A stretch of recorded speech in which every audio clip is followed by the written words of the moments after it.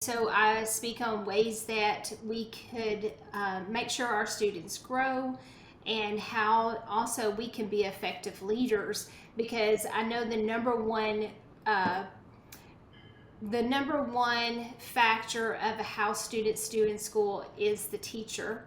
And so if we grow our teachers well, then our students will grow as well. But the number two factor in that is the school leader. And so your school is only as great as the principal leading that, or the school's leadership in the district. And so I want to make sure that our campuses in Texas has the best leadership available.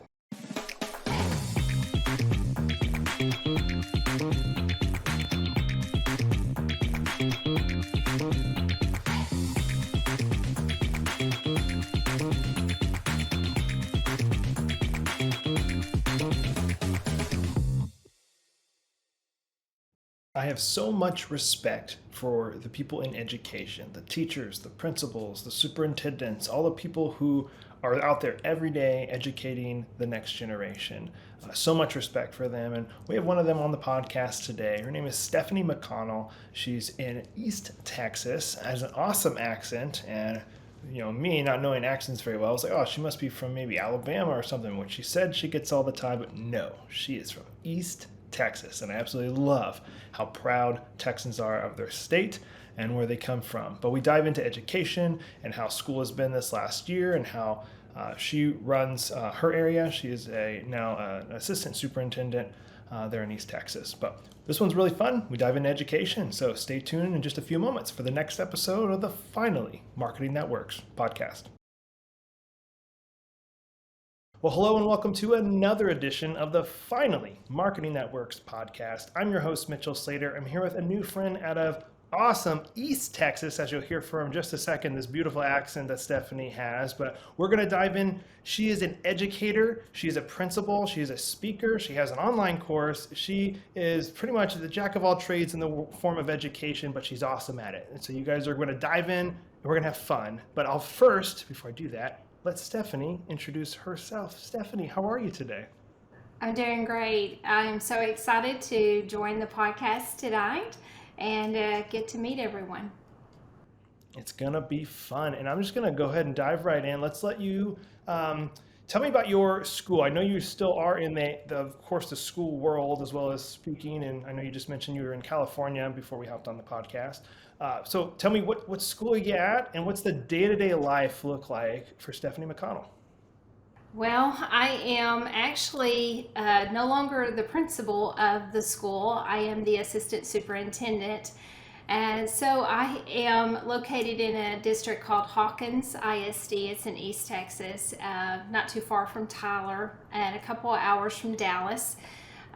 So each day is a little different for me. I work on campuses with principals and teachers doing curriculum and instruction areas. Last year, I happened to actually be the superintendent of the school and decided after that 1 year that that was not right in the right seat for me. And it was things that, doing activities and tasks that were not something that I enjoyed every day. I absolutely love working with students and teachers and in that leadership role. And as a superintendent, you find yourself more in the central office all the time. And I needed to make sure that I was still on campus just because I love being around kids and the teachers as well. And I'm curious, what is the day-to-day life for an actual superintendent? I know you mentioned being an assistant, but for that whole year, what does a day-to-day look like for a superintendent? It's managing every aspect of a school, but it is mainly just problem solving of the whole district, dealing with personnel issues. And of course, last year I was challenged with all the COVID protocols in place, and we were going after a bond for our school to do renovations. And so I led up that and had to just make sure that we did okay in that, and we publicized that and had all the stakeholders just all the information to all the community so that they can make a great decision on the behalf of our kids, so we can make some renovations. So all of that, just on top of just every aspect of being a superintendent, the budget, the finance, the just taking care of everything, the school board meetings and things like that. It was something that I think I did okay and I did well, as what everybody has said.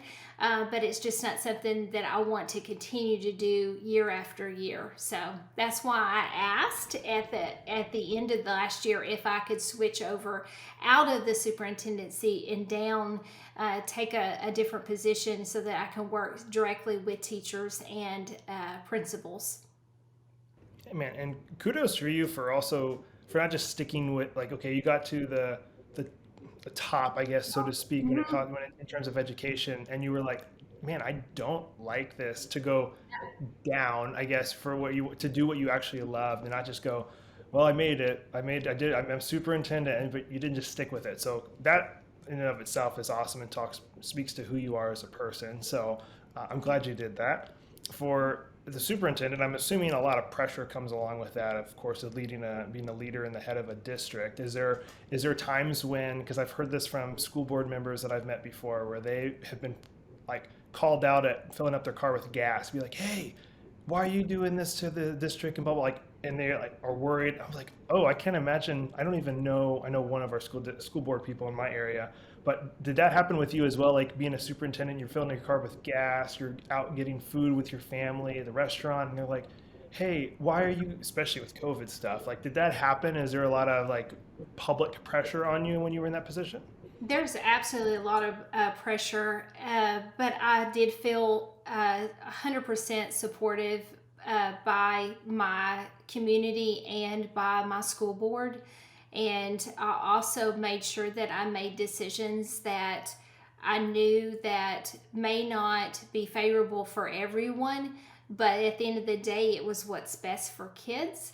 And so I will always sleep well at night knowing that I made a decision that was best for kids and not always what's best for the adults, or what's easiest for the adults, because I could take it easy road, or I can just take what I know is going to be best for our students, and that's exactly what I did. Nobody ever called me out, face to face. It's easy to call somebody out on social media and behind the computer screen. But for the most part, this community was very supportive of me and continues to be. And so I'm very thankful for where I am. Oh, love it.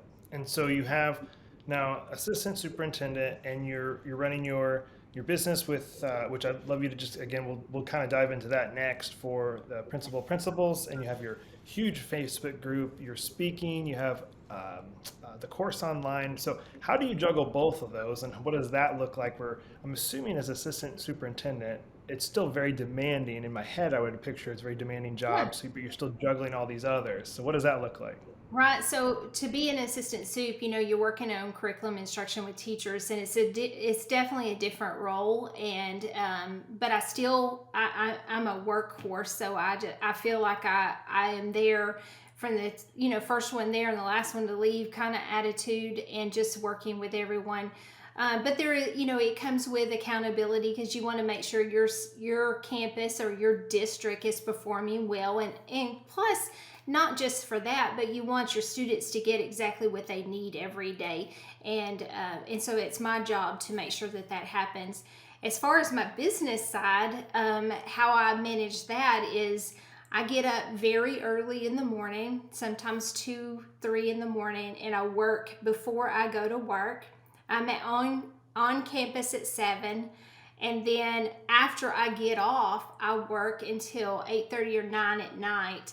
And so that's kind of just, I put the hours in before and after. I also work every weekend, Saturdays and Sundays. And then when we have holidays, most people are out enjoying the lake life, and and having a great time, but I utilize those days to really push forward and get ahead in things, so that Maybe I could sleep into 4:30 or 5, like some people might get to do. But that's kind of my day. I'm up very early in this spot right here, and then I get to hear it. Just as soon as I get off work, I sit back down in this seat at my office at home, and continue to push out content. Man, and so you're, uh, let's see, for your course, I know you have, I think, is it three different courses on your website? I have definitely two that I monitor and push out. I also have, I wrote a book last year, and opened my own publishing company. So which is it helps me to publish the books, and here it is if anybody can see it. It's Win Time. So I have that, and of course I monitor all my social media channels and help bring value to other school leaders that are out there. Man, and so speaking is and going and speaking at events as Oh, well for to school yeah. leaders. Absolutely. I totally forgot about that. Yes. So I take on some speaking engagements. My school comes first.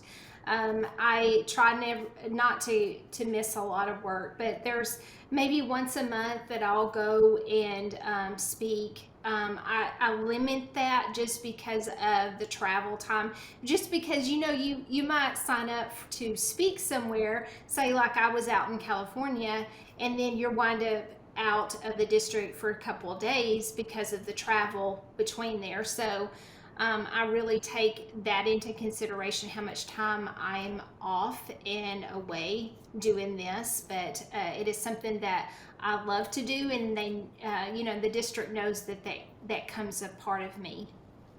And those things you speak on, are they specifically on how to run a school effectively, leadership? Is there It's different ways to it's connect with students? Absolutely. It's mainly about improving student outcomes. And so I speak on ways that we could make sure our students grow, and how also we can be effective leaders, because I know uh, the number one factor of how students do in school is the teacher. And so if we grow our teachers well, then our students will grow as well. But the number two factor in that is the school leader. And so your school is only as great as the principal leading that, or the school's leadership in the district. And so I want to make sure that our campuses in Texas has the best leadership available. Mm. And obviously, so true, and I agree with every bit of that. And where do I think I've heard with COVID, I mean, I think even before COVID this happened, but people having a hard time finding teachers and getting teachers to come in. I think specifically earlier this year, I saw a ton of people saying they had a hard time finding math teachers to come in. Where is that? Where is that issue lying for just that piece of it? And then how do you guys, as a district or even a school specifically, get teachers to come in? What is the incentive to come to East Texas to be a teacher in the district? Well, I mean, we have our challenges just like everyone else. We are a small district, and we have a larger district close by. So they can pay more. So you do have to make sure that you have incentives in your district. We have had a great turnout of teachers this year, and I absolutely love the the staff that we have this year. It is amazing. We have a true talent of individuals in the classrooms this year, and I'm so excited about that. And also, our administrative staff is one of the best. I'm so excited about all of their talents this year as well. But some of the things we do is just incentivize. We have 403 plans. We have free meals for our staff during the day, so they don't even have to buy lunch.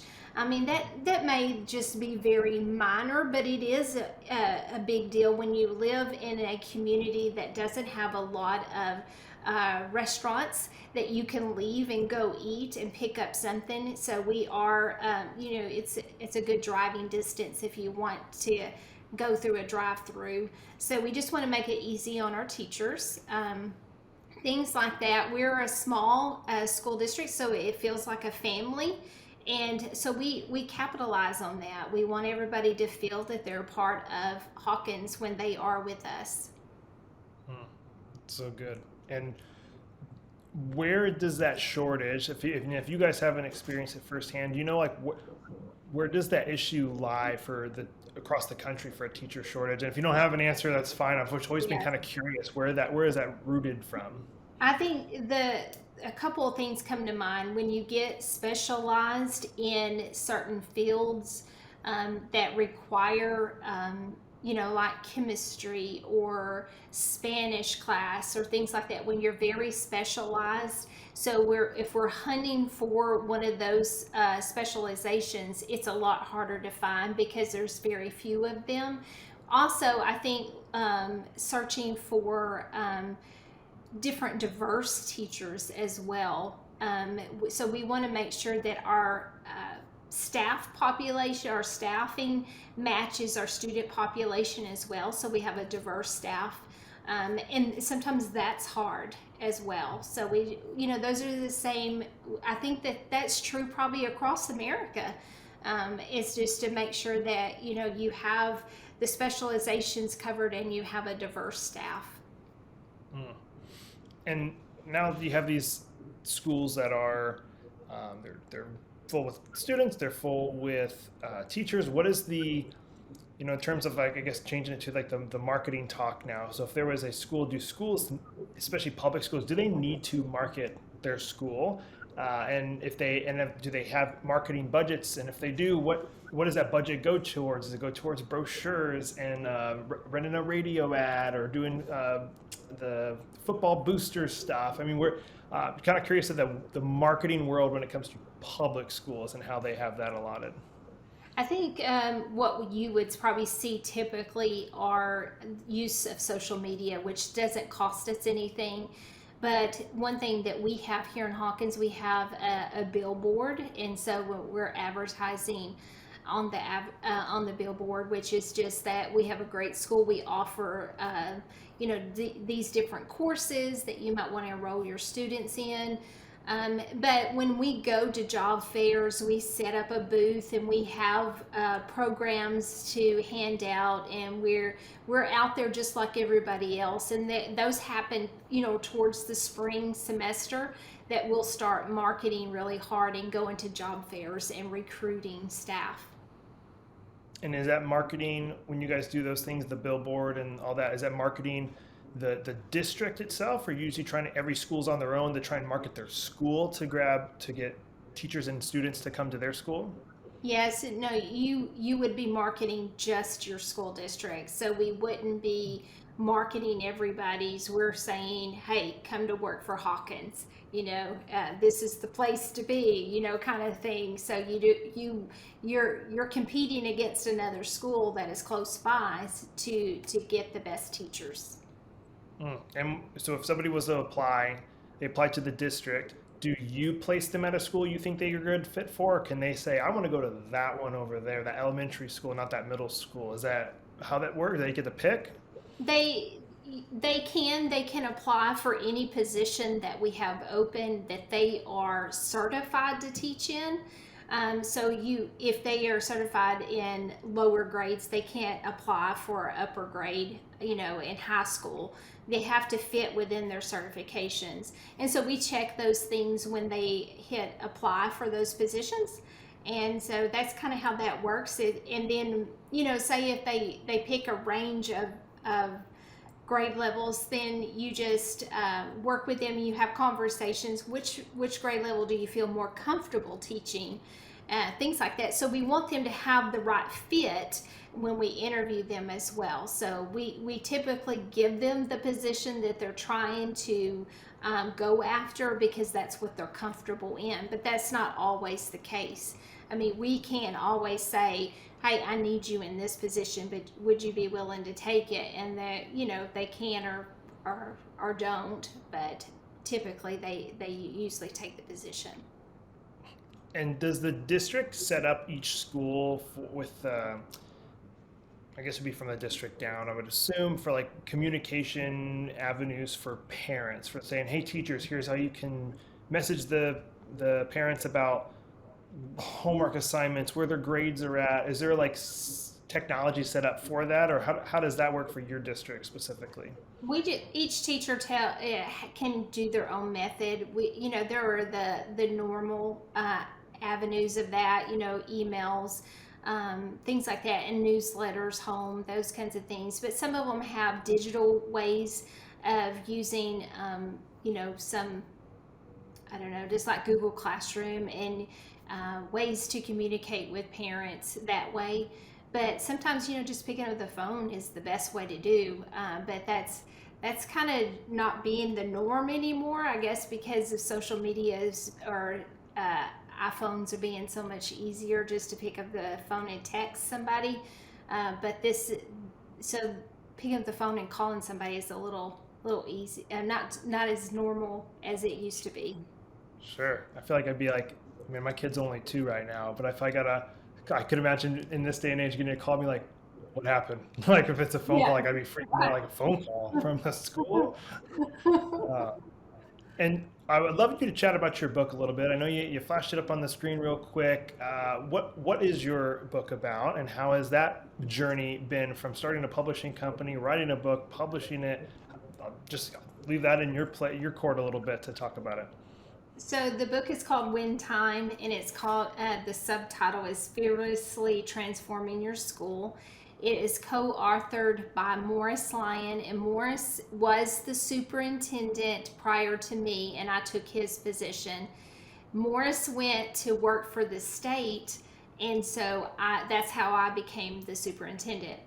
Well, we decided to write this book together, and it took us 9 months to write it. And what it stands for, Win Time, stands for what I need. And so it's all about building systems for our students to give them exactly what they need during the day. So we have a time of the day where students receive intervention or enrichment time based off of their own data. And so we would print their data, work with the students on that so that they understand their strengths and their weaknesses, and give them exactly what they need for a time period of the day. And so what we're doing, our goal is to close the achievement gap, but also, back when I was in school, there was a one size fits all kind of day, when you're in a class and it's a teacher is leading the class and you're sitting there. Well, this is the different style of teaching, where you are making sure that even the highest kids grow and continue to stay high, and then you're also moving up the scale on your lower performing students. I So love that that's you our guys are, story. and I love that because I know this a little bit off topic. I know there's so many different styles of teaching and learning, and every student's different.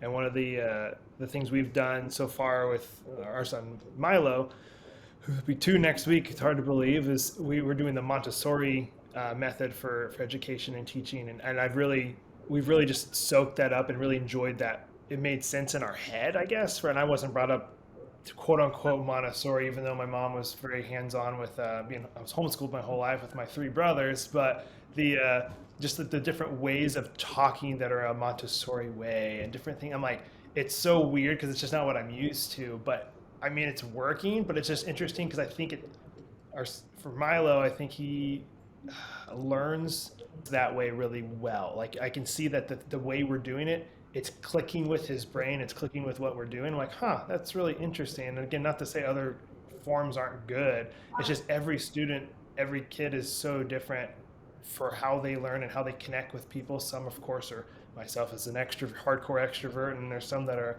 introverts. And so I love that you guys are very